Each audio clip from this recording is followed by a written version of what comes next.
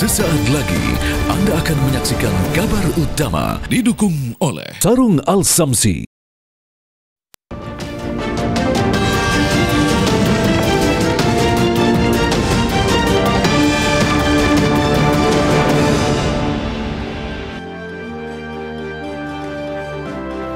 Ya pemirsa, perang antara Ukraina dengan Rusia memasuki babak baru setelah Donald Trump menarik dukungan Amerika Serikat. Trump mengkritik Presiden AS terdahulu Joe Biden yang menghabiskan ratusan miliar dolar untuk mendukung Presiden Ukraina Volodymyr Zelensky dalam sebuah perang yang tidak bisa dimenangkan. Donald Trump juga mengkritik negara-negara Eropa yang gagal menciptakan perdamaian. Selain itu, Zelensky juga dinilai telah membawa kehancuran bagi negaranya serta menyebabkan puluhan ribu orang mati sia-sia. Akankah perang Ukraina-Rusia segera berakhir? Bisakah negara-negara Eropa menerima kecaman Donald Trump? Kami akan membahasnya di Kabar Utama bersama saya, Zinka Nila.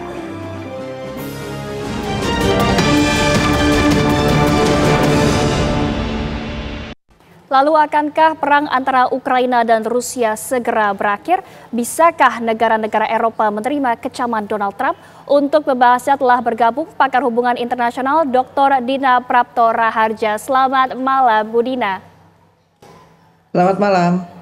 Ya, Bu, kalau melihat ini bagaimana kelanjutan perang Ukraina-Rusia dengan adanya sikap Trump yang akan menarik dukungan? Ya masih akan makan waktu beberapa saat ya, karena kalau saya lihat walaupun pesannya yang terekam itu adalah Trump berniat untuk mengakhiri perang dengan Ukraina, perang Ukraina-Rusia dengan cara bernegosiasi dengan Rusia, faktanya di sana ternyata bukan menggembirakan tapi malah mengerikan kalau buat saya. Karena satu yang saya bilang dari awal tentang perang Ukraina-Rusia, berarti terbukti bahwa perang ini bukan antara Ukraina dan Rusia, tapi antara Amerika dengan Rusia. Begitu yang disampaikan juga oleh Donald Trump kan. Tapi satu yang waktu itu nggak saya pikir ada dalam skenario, yaitu bahwa ternyata Eropa itu ditinggal juga oleh Amerika Serikat. Jadi karena gambarannya seperti itu, Amerika Serikat kan juga melakukan sejumlah kata-kata yang sangat keras terhadap pimpinan negara-negara Eropa, sama juga dikata-katai tidak demokratis dan lemah terhadap masyarakatnya, dan tidak diajak juga negosiasi pada saat nanti akan berjumpa dengan pihak Rusia. Jumpanya pun tidak di Eropa, karena biasanya mereka akan jumpa di Eropa, ini jumpanya malah di Arab Saudi. Jadi artinya masih akan ada kerumitan sedikit karena ini menyangkut masa depan NATO. Berarti pihak dari Eropa tidak akan tinggal diam. Saya menduga mereka akan menyusun satu respon juga yang cukup keras. Dan kita lihat ya, kalau Anda jalan di jalan protokol Rasuna Said ya, kita bisa lihat kedutaan Polandia aja udah pasang tulisan kami bersama Ukraina. Jadi di situ posisi mereka sudah semakin jelas bahwa mereka masih tetap menganggap bahwa perang Ukraina itu harus ditegakkan. Jadi masih ada perbedaan yang keras ternyata antara sekarang Eropa, Ukraina dengan Amerika dan Rusia. Baik. Menurut Trump, Zelensky terlibat dalam sebuah perang yang tidak bisa dimenangkan. Apakah benar demikian, Bu Dina? Zelensky dalam posisi yang sulit memang dalam kali ini, karena kalau dikatakan dia masih punya kemampuan, kenyataannya hutang dia sudah menumpuk banyak dan wilayahnya sudah banyak sekali yang sangat rusak. Dan posisi Ukraina yang lemah ini dianggap sebagai tanda-tanda bahwa Amerika kemudian bisa menawar serendah-rendahnya. Dan tadi karena peta permainannya diubah sama Trump, Amerika dan Rusia sekarang mau dijadikan satu kubu. Itu berarti Zelensky sendirian ya. Biasanya dia di backup oleh Amerika Serikat, sekarang Amerika Serikat justru membackup Rusia. Tapi menurut saya ya, kita di Indonesia juga harus melihat, pertanyaan besarnya adalah sebenarnya negara-negara Timur Tengah ini termasuk Saudi ya, mereka tuh ada di posisi siapa sih sebenarnya? Karena kalau mereka netral dan mereka punya agenda, waktu itu kan negara-negara Timur Tengah ini rencananya di akhir bulan Februari ini akan melakukan satu pertemuan darurat soal Gaza ya. Tapi kalau mereka menjadi tuan rumah untuk pertemuan ini, apakah ini satu sinyal juga bahwa Saudi pragmatis saja berusaha untuk mendapatkan deal yang lebih besar dari Amerika Serikat untuk kepentingannya sendiri, sehingga dia bisa jalan terpisah juga dalam agenda yang Gaza. Jadi ini nggak bisa kita anggap terpisah ya, karena Donald Trump ini pada dasarnya sedang berusaha menunjukkan kegagah perkasaan dia di publiknya Amerika Serikat. Itu hemat saya. Baik, Bu Dida, Trump juga sempat menyebutkan bahwa dirinya akan melakukan negosiasi dengan Vladimir Putin di akhir Februari ini. Apakah kemudian negosiasi tersebut akan berjalan untuk mengakhiri perang antara Rusia dan Ukraina? Enggak, menurut saya tadi seperti saya jelaskan di awal, masih ada satu pemain besar yang merasa sangat tersinggung, Eropa. Karena Uni Eropa yang selama ini melakukan banyak sanksi ekonomi juga untuk Rusia, Eropa yang menanggung banyak beban biaya, termasuk biaya energi yang akhirnya menjadi sangat mahal gara-gara mereka menjauhkan diri dari Rusia. Dan sekarang ketika Donald Trump mengatakan Amerika akan keluar dari NATO, silakan bayar sendiri lebih banyak untuk segala urusan pertahanan berhadapan dengan Rusia, artinya tambahan biaya lagi untuk Eropa. Jadi kubu baru dibuat justru antara tadi kubunya Amerika Serikat dan Rusia jadi satu kubu, Eropa dan Ukraina menjadi kubu yang lain. Ini masih suasana yang tidak baik. Jadi sama sekali seperti saya bilang di awal tadi bukan aura damai ya yang muncul dari pesan Donald Trump seperti dia klaim, tetapi justru suasana yang lebih mengerikan. Baik, Bu Dida, apakah kemudian Eropa bisa mengembalikan keadaan sementara kalau kita melihat NATO penyumbang terbesarnya adalah Amerika Serikat selama ini? Uni Eropa sedang bernegosiasi di dalam diri mereka. Jadi ada kekuatan-kekuatan yang memang secara pertahanan keamanan mereka ada yang nggak punya uang tapi punya senjata. Terus ada yang memang tentaranya itu sudah lama dilucuti, tapi mereka kekuatan ekonominya relatif lebih kuat dibandingkan negara lain. Popularitasnya juga relatif lebih baik dibandingkan negara lain. Nah, mereka saling bernegosiasi di antara diri mereka di Uni Eropa, sehingga kita dalam waktu dekat dengan kejadian seperti ini, saya yakin mereka juga akan mempercepat negosiasi antar negara Uni Eropa untuk mengambil posisi. Sementara ini yang bisa kelihatan adalah Eropa tetap berada di belakang Ukraina. Dan itu sebabnya Zelensky dengan berani ya kemarin juga bikin satu statement bahwa akan dibentuk tentara bersama Eropa. Dia sampai mengklaim seperti itu. Saya kira kita lihat saja ya perkembangannya seperti apa. Baik, Bu Dida, terakhir menurut analisis Anda apakah nantinya seluruh ucapan dari Donald Trump ini akan terwujud atau akan hanya menjadi angin lalu saja? Menurut saya reaksi kerasnya bukan hanya akan muncul di Eropa.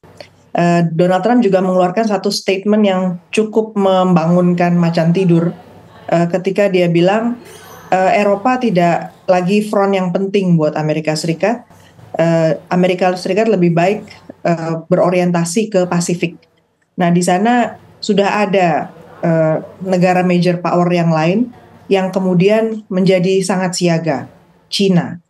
Jadi pemberitaan yang ada, China juga jadi lebih aktif. Mereka juga sedang mempercepat membangun basis-basis militer mereka. Bahkan mereka membuat satu kekuatan bukan kekuatan headquarter ya kantor utama mereka untuk pertahanan menyaingi Pentagon, besarnya sampai 10 kali lipatnya Pentagon di Amerika Serikat. Jadi saya justru lebih merasa bahwa kita harus lebih hati-hati ya. Ternyata situasi gara-gara Trump mengubah kubu permainan ini bukannya semakin adem suasana tapi semakin panas. Baik, terima kasih banyak Dr. Dida Prapto Raharja telah menyempatkan waktunya di Kabar Utama malam hari ini. Selamat malam, selamat kembali beraktivitas.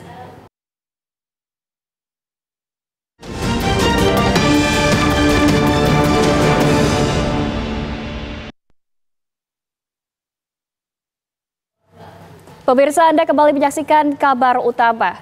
Presiden melantik 961 kepala daerah beserta para wakilnya secara serentak di Istana.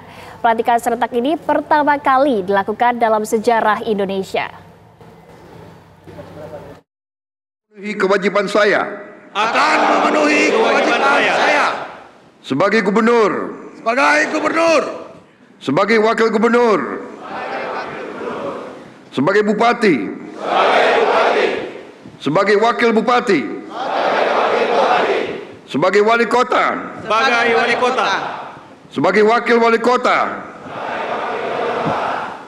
dengan sebaik-baiknya dan seadil-adilnya, memegang teguh Undang-Undang Dasar Negara Republik Indonesia,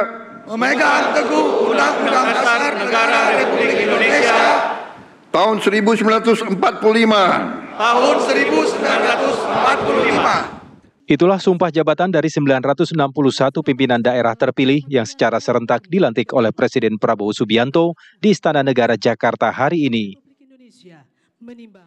Acara diawali dengan kirap dari titik silang Monumen Nasional menuju Istana Merdeka oleh para kepala daerah yang akan dilantik. Usai membacakan sumpah jabatan secara bersama-sama, ada 6 perwakilan kepala daerah yang maju untuk menandatangani berita acara pelantikan. Setelah pelantikan ini, para kepala daerah akan menjalani pembekalan di Akademi Militer Magelang, Jawa Tengah. Karena kita akan jumpa dalam retreat yang akan diselenggarakan oleh Menteri Dalam Negeri di Magelang. Saya akan jumpa saudara di situ dan mudah-mudahan saudara akan kuat di Gembleng. Yang ragu-ragu boleh mundur. Retreat atau pembekalan kepada 961 kepala daerah yang dilantik hari ini akan berlangsung selama 7 hari, mulai besok 21 Februari hingga 28 Februari 2025.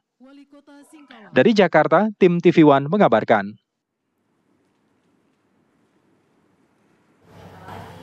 Gubernur Jakarta terpilih Pramono Anung resmi melakukan serah terima jabatan dengan PJ Gubernur Jakarta Teguh Setiabudi. Warga Jakarta menyambut kedatangan Gubernur Jakarta periode 2025-2030 Pramono Anung Rano Karno di Balai Kota. Pramono tiba di Balai Kota usai mengikuti pelantikan kepala daerah serentak di Istana Negara. Kedatangan Pramono Rano Karno disambut tarian palang pintu khas Betawi. Di Balai Kota, Pramono Anung melakukan serah terima jabatan dengan PJ Gubernur Jakarta Teguh Setiabudi. Pramono menyampaikan terima kasihnya kepada PJ Gubernur Jakarta Teguh Setiabudi atas kelancaran transisi kepemimpinan di ibu kota.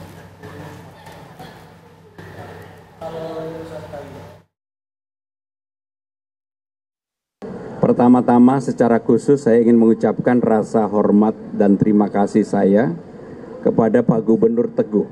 Walaupun hanya 42 hari, tetapi 42 hari ya? 4 bulan 2 hari. Tetapi beliau meninggalkan banyak hal kesan, terutama ketika bersama-sama dengan tim transisi bekerja, sehingga 40 program utama yang nanti dalam 100 hari akan kami lakukan, beliau dan jajaran pemerintah Jakarta yang beliau pimpin memberikan kontribusi yang luar biasa. Sehingga peralihan pemerintahan ini insya Allah akan berjalan dengan baik, tidak ada kekurangan apapun. Pemirsa, seorang kapten kapal warga negara Indonesia meninggal dunia dalam insiden kandasnya kapal tanker MV Weisen nomor 8 di perairan Taiwan. Keluarga korban menanti kepulangan jenazah ke tanah air. 24 Januari 2025, kapal tanker berbendera Belize MV Weisen nomor 8 kandas dan bocor di dekat Pulau Beigan, Kepulauan Matsu, dekat perbatasan Taiwan dan Cina. Terdapat 8 ABK warga Indonesia di kapal tersebut. 7 awak berhasil selamat, namun kapten kapal meninggal dunia.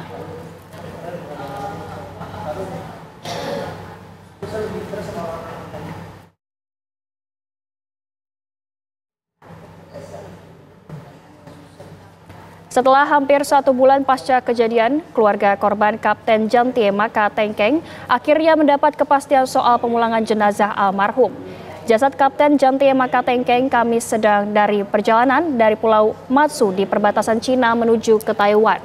Menurut informasi keluarga, jenazah akan diterbangkan ke tanah air pada 28 Februari 2025 mendatang.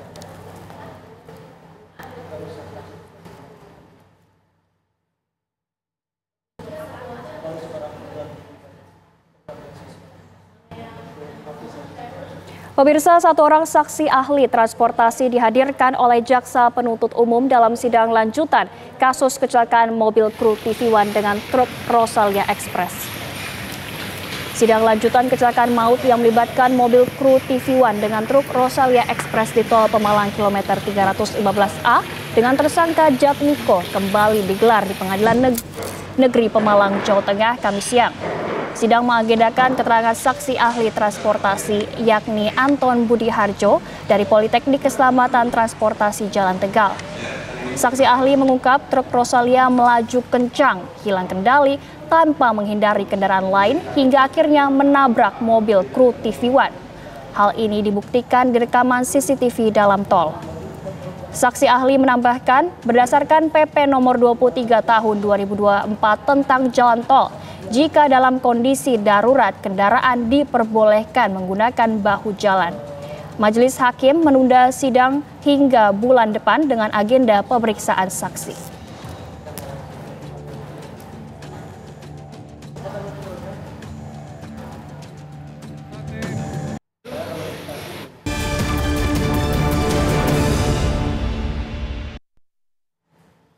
Pemirsa, terima kasih Anda masih menyaksikan Kabar Utama. Komisi Pemberantasan Korupsi menahan Sekjen PDIP Hasto Kristianto sebagai tersangka kasus dugaan suap dan perintangan penyidikan perkara buron Harun Masiku. Hasto ditahan setelah menjalani pemeriksaan kedua sebagai tersangka. Yang menggunakan rompi.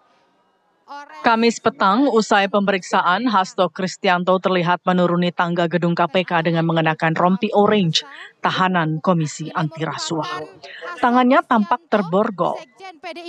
Hasto terlihat mengepalkan tangan kirinya. Meski dalam kondisi terborgol sebelum ditampilkan di depan awak media untuk sesi jumpa pers oleh KPK. Berwarna orange bersama dengan Penahanan terhadap Hasto dilakukan setelah dirinya usai menjalani pemeriksaan sebagai tersangka selama sekitar 8 jam.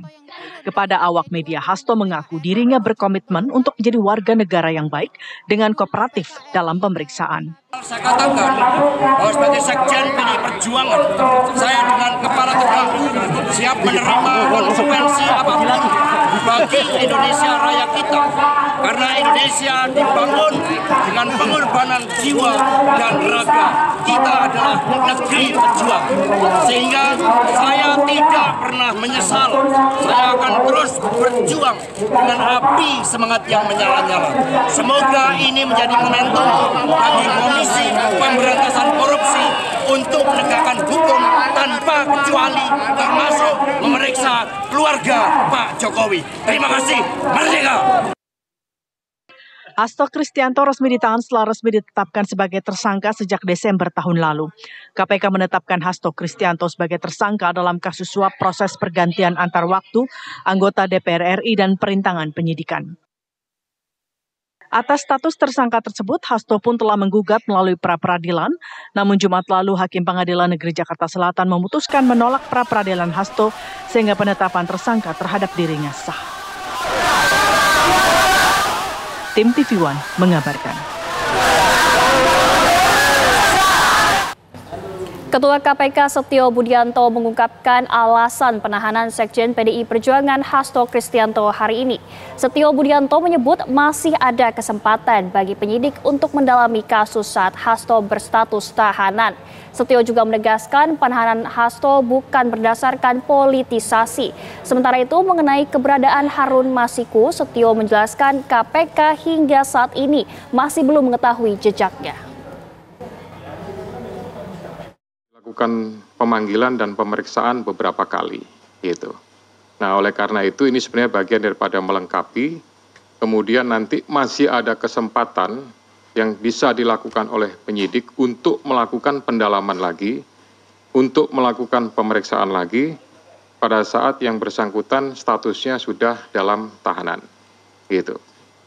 Kemudian yang kedua, berkaitan dengan penyampaian politisasi, sampai dengan hari ini tidak ada politisasi, tidak ada hal-hal yang berhubungan dengan tersebut, ya, sehingga kami melaksanakan ini hanya berdasarkan kepentingan penegakan hukum. Kemudian jejak, ya, ini juga kami sampaikan bahwa jejaknya memang sampai dengan hari ini belum diketahui, namun tidak mengendurkan upaya dari seluruh penyidik dan pastinya dari seluruh pegawai KPK untuk berusaha mengetahui dan mendapatkan. Kemudian terhadap pencarian Harun Masiku sampai saat ini, ya, penyidik masih berusaha secara maksimal untuk memastikan keberadaannya dan tetap berusaha untuk bisa melakukan penangkapan. Penahanan Sekjen PDIP Hasto Kristianto merupakan politisasi terhadap kader PDIP Perjuangan. Pernyataan tersebut dilontarkan Ketua DPP PDIP Bidang Kehormatan Komarudin Watubun dalam keterangan pers usai penahanan Hasto Kristianto. Lalu apa pesan khusus dari Ketua Umum PDIP Megawati Soekarno Putri? Berikut pernyataannya. Sudah bilang ini urusan bukan urusan hukum tapi urusan politik sebenarnya. Hukum yang dipolitisir. Sasaran adalah kepada PDI Perjuangan, lalu kader-kader diangkat satu-satu. Jadi jelas urusannya. Pesan Ketua Umum kepada seluruh kader dan simpatisan PDI Perjuangan dari Sabang sampai ke Merauke. 1. PDI Perjuangan sudah terbiasa menghadapi tekanan, tetapi tetap kami punya napas yang panjang. 2. Jaringan PDI Perjuangan diminta tetap tenang, tetap bersiap siaga untuk menghadapi situasi yang terburuk. Ketiga, sehubungan dengan itu, Ketua Umum mengambil alih komando dan tidak menunjuk PLT Sekjen. Terima kasih. Pemirsa, artis Nikita Mirzani resmi menjadi tersangka kasus dugaan pemerasan dan pengancaman terhadap pengusaha produk kecantikan atau skincare Reza Gladys. Informasi selengkapnya seusai jeda, tetaplah di Kabar Utama. Pemirsa, Anda kembali di Kabar Utama. Artis Nikita Mirzani resmi menjadi tersangka kasus dugaan pemerasan dan pengancaman terhadap pengusaha produk kecantikan atau skincare Reza Gladys. Setelah melakukan serangkaian pemeriksaan dan melakukan gelar perkara, penyidik Direktorat Siber Polda Metro Jaya menetapkan artis Nikita Mirzani dan asistennya berinisial IM sebagai tersangka. Penetapan tersangka Nikita Mirzani dan asistennya tersebut berdasarkan alat bukti yang cukup yang telah dikantongi oleh penyidik. Namun karena keduanya meminta permohonan penundaan pemeriksaan hari ini, pemeriksaan akan dilakukan pekan depan. Artis Nikita Mirzani dan asistennya dijerat dengan pasal berlapis tentang dugaan tindak pidana pemerasan, Undang-Undang ITE, dan tindak pidana pencucian uang dengan ancaman paling lama 20 tahun penjara.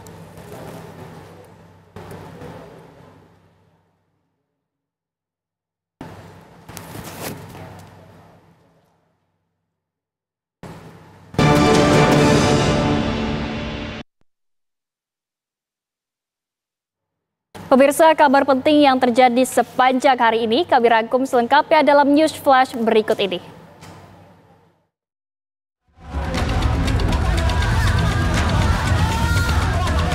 Komisi Pemberantasan Korupsi menahan Sekjen PDIP Hasto Kristianto sebagai tersangka kasus dugaan suap dan perintangan penyidikan perkara buron Harun Masiku. Hasto ditahan setelah menjalani pemeriksaan kedua sebagai tersangka hari ini. Penahanan terhadap Hasto dilakukan setelah dirinya usai menjalani pemeriksaan sebagai tersangka selama sekitar 8 jam. Pada awak media, Hasto mengaku dirinya berkomitmen untuk menjadi warga negara yang baik dengan kooperatif dalam pemeriksaan.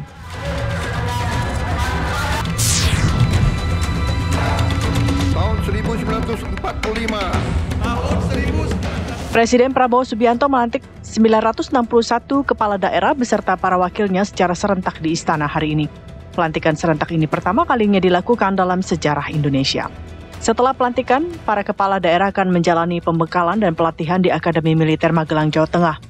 Retret atau pembekalan kepada 921 kepala daerah yang dilantik hari ini akan berlangsung selama 7 hari mulai esok 21 Februari hingga 28 Februari 2025.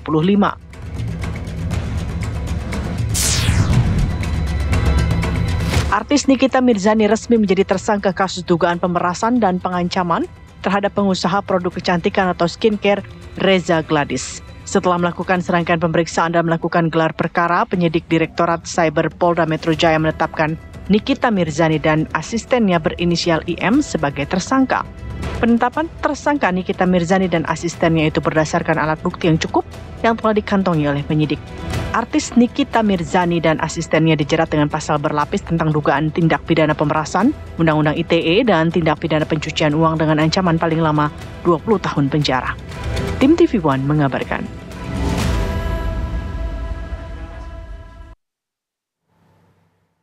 Pemirsa, informasi tadi sekaligus menutup jumpa kita di kabar utama malam ini. Saya Zinkanila, mewakili kru yang bertugas, pamit undur diri. Terima kasih dan sampai jumpa.